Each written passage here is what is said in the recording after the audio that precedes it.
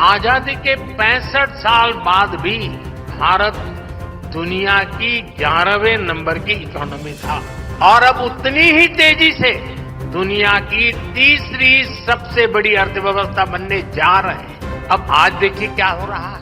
अब एक क्वार्टर में ही लगभग 1 लाख करोड़ डॉलर की इकोनॉमी एक्टिविटी हो रही है। जय हिंद दोस्तों, युगचरण चैनल में आपका हार्दिक स्वागत है। हाँ जी दोस्तों, इस वक्त केंद्रीय कर्मचारियों में जबरदस्त खुशी है क्योंकि उनको खुशियों का है इंतजार। आम बजट पर जैसे घोषणा होती है कि 12 लाख टैक्स में छूट मिलती है, आपका लोन सस्ता हो जाता है और उससे पहले मोदी सरकार 8वें वेतन आयोग की घोषणा कर देती है और इन तीनों का लाभ सबसे पहले मोदी सरकार को मिलता है और वो मिलता है क्या? दिल्ली में विधानसभा की जीत। यानी मोदी जी का मास्टर स्ट्रोक सही साबित होता है। इधर 8वें वेतन आयोग की घोषणा जिससे लगभग 1,02,000 करोड़ कर्मचारियों को सीधा फायदा होता नजर आ रहा है। वहीं टैक्स में छूट हो या लोन सस्ता हो, इस पर कर्मचारी हो और पेंशनर हो गदगद हो जाते हैं। अब सवाल आगे आता है कि 8वें वेतन आयोग में जिसका इंतजार पिछले कम से कम 1.5 साल से हो रहा था कि 8वां वेतन आयोग आएगा या नहीं। कई बार इसके ऊपर सवाल पूछे गए, राज्यसभा में पूछे गए, लोकसभा में पूछे गए, लेकिन वित्त राज्य मंत्री का रटा रटाया जवाब होता कि अभी हम इसके बारे में सोच नहीं रहे हैं। और एकदम अचानक इसकी घोषणा होती है, सब लोग भौचक्के रह जाते हैं, जैसे कि हमारे माननीय प्रधानमंत्री जी की कार्यशैली से सभी परिचित हैं। यानी वो अचानक एक ऐसे डिसीजन आता है और 8वें वेतन आयोग को लेकर के पूरे देश में खुशी की लहर छा जाती है। यानी ये बात पक्की हो गई कि 8वां वेतन आयोग, ये बात पक्की हो गई कि 1 जनवरी 2026 से आपकी पे बढ़ेगी, पेंशन बढ़ेगी और भत्तों में सुधार होगा। अब आगे इसकी प्रक्रिया किस तरीके से होती है उसके बारे में बात करेंगे। तो दोस्तों, सबसे पहले यानी department of expenditure, department of finance की मीटिंग होती है कि टर्म्स ऑफ रेफरेंस क्या रखा जाए। टर्म्स ऑफ रेफरेंस यानी वो चीज है जिसको बेसिक आधार बना करके जो भी आयोग की घोषणा होगी, जिसमें एक अध्यक्ष होगा, 2 सदस्य होंगे और उस क्राइटेरिया को लेकर के अपना सर्वे करेंगे। लगभग 1 साल में अपनी रिपोर्ट सरकार को देंगे। उसमें वो अपनी अनुशंसा करेंगे कि नहीं, वर्तमान में जो सैलरी है ये बढ़कर कितनी हो, आगे फिटमेंट फैक्टर कितना हो, आपकी पेंशन में बढ़ोतरी कितनी हो, आपके वेतन में बढ़ोतरी कितनी हो, आपके कौन कौन से भत्तों में बढ़ोतरी। तो अब इसका ठोस आधार तय किया जाना बाकी है। इसके ऊपर लगभग 2 बड़ी मीटिंग हुई है जेसीएम की, यानी ज्वाइंट कंसल्टिंग मशीनरी। उनके नेता शिवगोपाल मिश्रा और आप रघुवैया सर, सरकार सर, कई लोगों ने मीटिंग किया और अपने सुझाव रखे क्योंकि उनसे ये सुझाव रिटर्न में मांगे गए थे। आधिकारिक तौर पर उनकी जिम्मेदारी बनती है कि सरकार के सामने उन्होंने टर्म्स ऑफ रेफरेंस की एक रूपरेखा तैयार की। अब इस रूपरेखा तैयार में उन्होंने सबसे पहले कहा कि जो पुराना पैटर्न है अकॉर्ड फॉर्मूला, इसमें बदलाव किया जाए। उन्होंने कहा कि फैमिली मेंबर की गणना 3 से 3.6 की जाए। उन्होंने कहा है कि कुछ चीजें जो पहले की अटकी हैं, 5% पेंशन की बढ़ोतरी 65 साल के बाद की जाए। उन्होंने कहा है कि कम्यूटेशन रिकवरी 12 साल पर की जाए जो कभी 15 साल पर हो रही है। उन्होंने कहा है कि पे लेवल 1 से 2 और 3 से 4 और 4 से 5 को मिक्स किया जाए, यानी 1 और 2 को एक किया जाए, 2 और 3 को और 4 और 5 को एक किया जाए। उसके बाद उन्होंने मांग किया कि यानी टर्म्स ऑफ रेफरेंस में जो नई चीज हैं और नए पैमाने वो जोड़े जाएं। उन्होंने कहा है डिजिटल युग है, यानी इंटरनेट का युग है, तमाम तरीके के खर्चे बढ़ते जा रहे हैं। लेकिन सरकार इसी बीच जब ये सारी मांगे रखी जाती हैं, उनकी मांगों को अभी फाइनल होना बाकी है, यानी टर्म्स ऑफ रेफरेंस पर फाइनल मीटिंग होना बाकी है और ये अप्रैल में हो जाएगी। और उससे पहले सरकार एक बात को लेकर बहुत आश्वस्त है, यानी सरकार एक बार बार इस बात को इशारे कर रही है कि इस बार आम बजट के बाद उन्होंने कहा है कि सीधा हमारा टारगेट रहेगा मिडिल लोअर क्लास फैमिली और गरीबी, इन सब चीजों को हमने दूर करना है और देश की अर्थव्यवस्था को काफी आगे ले जाना है। जैसा कि माननीय प्रधानमंत्री जी का आप परसों का भाषण सुन सकते हो, उन्होंने दिल खोल के कहा है कि वो समय चला गया है जब हमारी इकोनॉमी 11वें पे थी। आज हम कहां पर हैं? आज हम 5वें पे हैं, लेकिन जल्द अगले साल तक हम 3रे पे पहुंचेंगे और ना ही गरीबी होगी और ना ही गरीबी हुआ। में भारत के फ्यूचर की दिशा क्या है, ये हमें आज के हमारे काम और सिद्धियों से पता चलता है। आजादी के 65 साल बाद भी भारत दुनिया की 11वें नंबर की इकोनॉमी था। बीते दशक में हम दुनिया की 5वें नंबर की इकोनॉमी बने और अब उतनी ही तेजी से दुनिया की तीसरी सबसे बड़ी अर्थव्यवस्था बनने जा रहे हैं। उन्होंने कहा है मैंने 25 करोड़ लोगों को गरीबी से बाहर निकाला। उन्होंने कहा है कि आपको हर वो सुविधा मिलेगी। उन्होंने बोला आपको घर मिलेगा।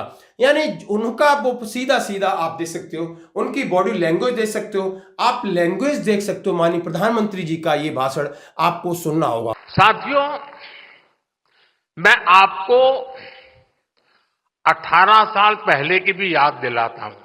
ये 18 साल का खास कारण है, क्योंकि जो लोग 18 साल की उम्र के हुए हैं, जो पहली बार वोटर बन रहे हैं, उनको 18 साल के पहले का पता नहीं है, इसलिए मैंने वो आंकड़ा लिया है। 18 साल पहले यानी 2007 में भारत की annual GDP 1 lakh crore dollar तक पहुंची थी। यानी आसान शब्दों में कहें तो ये वो समय था जब एक साल में भारत में 1 लाख करोड़ डॉलर की इकोनॉमिक एक्टिविटी होती थी। अब आज देखिए क्या हो रहा है। अब एक क्वार्टर में ही लगभग 1 लाख करोड़ डॉलर की इकोनॉमी एक्टिविटी हो रही है।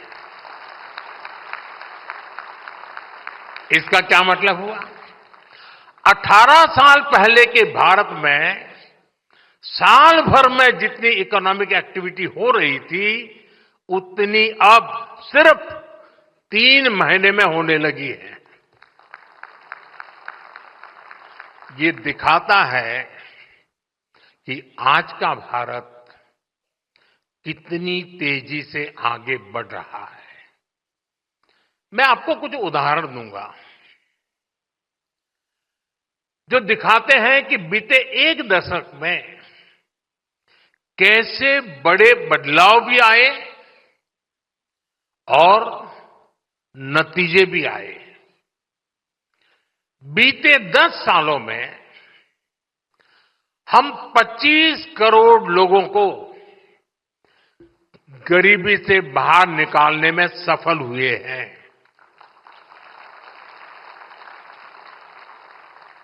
ये संख्या कई देशों की कुल जनसंख्या से भी ज्यादा है।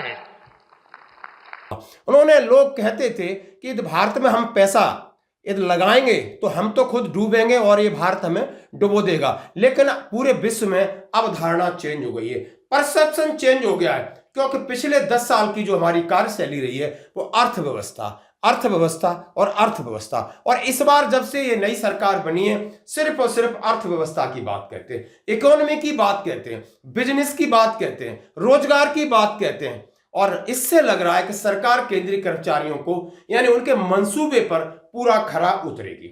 मैं ये क्यों कह रहा हूं, आपको सुनना होगा, समझना होगा। माननीय प्रधानमंत्री जी का जैसे कि आपने अभी भाषण सुना, आप वो दौर भी याद करिए जब सरकार खुद स्वीकार करती थी, प्रधानमंत्री खुद कहते थे कि 1 रुपया भेजते थे तो 15 पैसा गरीब तक पहुंचता था। वो 85 पैसा कौन पंजा खा जाता था।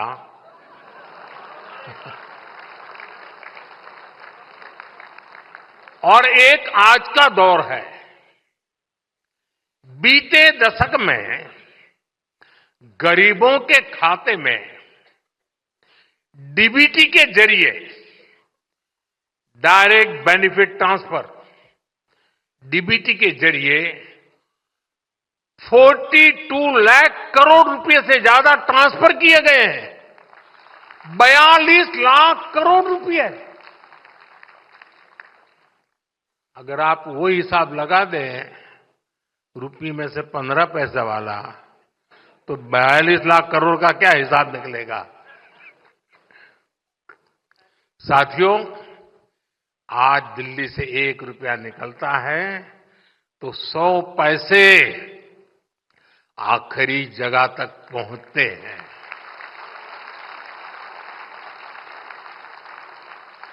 साथियों, 10 साल पहले सोलर एनर्जी के मामले में भारत दुनिया में कहीं गिनती नहीं होती थी, लेकिन आज भारत सोलर एनर्जी कैपेसिटी के मामले में दुनिया के टॉप 5 कंट्रीज में से हैं।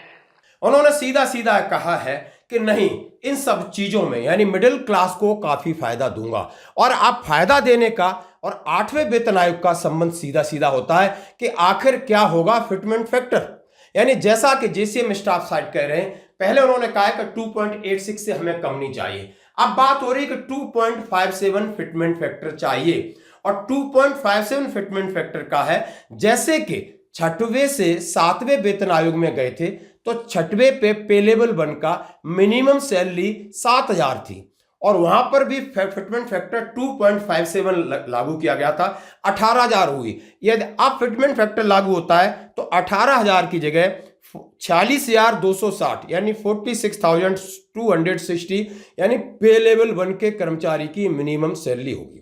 साथ में जेसीएम ने मांग रखी कि 50% डीए हो गया है उसको विलय कर दीजिए पहले, यानी जो बेसिक पे और पेंशन में आपको मर्ज करना होगा। उन्होंने सीधा कहा है कि बेसिक पे और पेंशन में अभी 50% डीए मर्ज कर दीजिए, उसके बाद जो आपका 55-56 होता है और आप यहां से इसको अलग से देना सके। और सबसे पहले एक और बड़ी बात की कि पिछले साल की तरह जो फिटमेंट फैक्टर है वो अलग अलग नहीं होगा, जैसे कि 2.57 एक पे लेवल के ऊपर, यानी जिसकी सैलरी कम थी उसका कम फिटमेंट फैक्टर, जिसकी सैलरी आगे और बढ़ी उसको 2.62, फिर किसी की 2.81, 2.72, इस तरह फिटमेंट फैक्टर नहीं होगा। फिटमेंट फैक्टर सभी के लिए कॉमन होगा, क्योंकि अलग अलग फिटमेंट फैक्टर का मतलब है यानी कम वाले की तनख्वाह कम है और फिटमेंट फैक्टर इसको कम मिल रहा है, तो दोनों का अंतर है वो ज्यादा हो रहा है। दोस्तों, इस बार फूक फूक कर कदम रखा जा रहा है। 8वें वेतन आयोग पर पैनी नजर रखी जा रही है ताकि केंद्रीय कर्मचारी पेंशनर्स की तनख्वाह बढ़े, फिटमेंट फैक्टर बढ़े और उनके भत्तों में बढ़ोतरी हो। दोस्तों ये थी अपडेट 8वें वेतन आयोग को लेकर। आखिर सरकार क्या कर रही है, यानी और जेसीएम स्टाफ साइड क्या कर रहा है और सरकार का मंसूबा क्या है माननीय प्रधानमंत्री जी का, वो हमने दिखाया। और अभी टर्म्स ऑफ रेफरेंस की एक फाइनल मीटिंग होगी और आयोग की घोषणा होगी जिसमें एक अध्यक्ष 2 सदस्य होंगे, फिर वो अपने काम को अपने तरीके से आगे ले जाएंगे। तो दोस्तों ये थी 8वें वेतन आयोग को लेकर अपडेट। बने रहिए हमारे साथ। धन्यवाद।